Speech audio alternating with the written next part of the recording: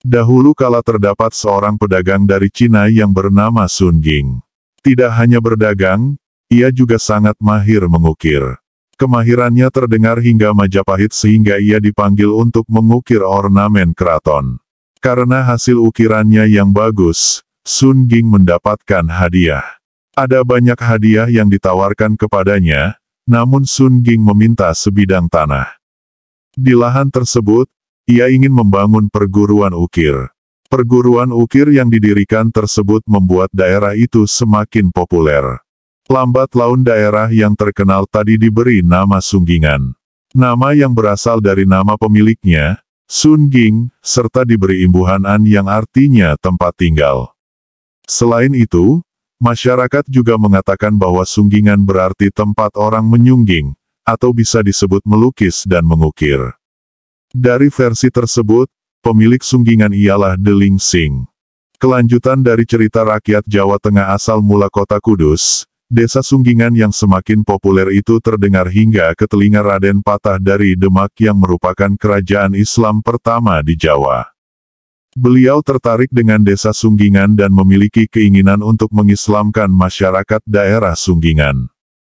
Kemudian Syekh Jafar Shodiq diperintahkan untuk melakukan tugas ini. Ia merupakan ulama besar dari Persia. Karena adanya perintah itu, akhirnya Syekh Jafar Shodiq pergi ke desa Sunggingan. Setelah sampai di sana, Syekh Jafar melihat suatu bangunan dengan pintu gerbang kerajaan Majapahit yang sudah rusak. Demi menarik perhatian masyarakat penganut agama Hindu, ia memugar gerbang tersebut. Di gerbang itu, Syekh Jafar Shodiq menambatkan seekor sapi jantan gemuk dan ia mulai berkhotbah. Karena kesabaran, keramahan, dan kewibawaan pribadinya, dalam waktu sebentar masyarakat Sunggingan banyak yang memeluk agama Islam termasuk Deling Sing. Bahkan Deling Sing mendapat gelar Kiai Teling Sing. Syekh Jafar Shodiq yang bermukim di sana akhirnya memberikan nama Kudus pada kawasan Sunggingan. Penamaan Kudus itu dikarenakan adanya sebuah masjid yang didirikan oleh Syekh Jafar Shodiq dengan nama Al-Quds. Tak lama dari itu, masjid tersebut disebut dengan nama Masjid Kudus. Seperti apa yang diduga Raden Patah, akhirnya daerah tersebut berkembang pesat. Banyak pelancong datang untuk belajar mengaji, bertani, berdagang, dan masih banyak lagi.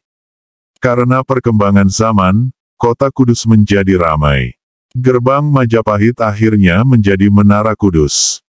Ternyata awal mula penamaan Kota Kudus merupakan pemberian dari Syekh Jafar Shodiq yang merupakan Sunan Kudus. Berawal dari dakwah Islam yang kemudian dapat membentuk sebuah kota yang kental akan sejarah religinya.